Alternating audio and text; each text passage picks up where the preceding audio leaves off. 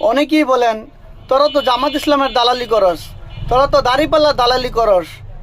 আমি বলি শোনেন, শুধু দালালি না, মহান আল্লাহ রাব্বুল আলামিনের আইন এবং বিশ্বনবী মুহাম্মদ রাসূলুল্লাহ সাল্লাল্লাহু আলাইহি সাল্লামের আদর্শ এই জমিনে বাস্তবায়নের জন্য শুধু দালালি না, প্রয়োজনে আমরা আমাদের জীবন কুরবানি করে দেব। তারপরে ইনশাল্লাহ আমরা দাড়িপাল্লা এবং জামাতের গুণগান গেয়েই যাব। তোমরা আমাদেরকে যতই দালাল বলো আর যতই তোমরা আমাদেরকে চাটুকার বলো, এইবার এই সংগ্রাম দাড়িপাল্লার পক্ষে করবই ইনশাআল্লাহ। এখন এই দালালির কারণে যদি মহান রব্বুল আলামিনের আইন এই জমিনে প্রতিষ্ঠিত হয় তাহলে তো দোষের কিছু না, তাই না? তাই আমি আপনাদেরকেও দাওয়াত দেবো, আপনারা আসুন, হকের দালালি করুন, দাড়িপাল্লার দালালি করুন। ইনশাআল্লাহ এই জমিনে মহান আল্লাহর আইন প্রতিষ্ঠিত হবে ইনশাআল্লাহ।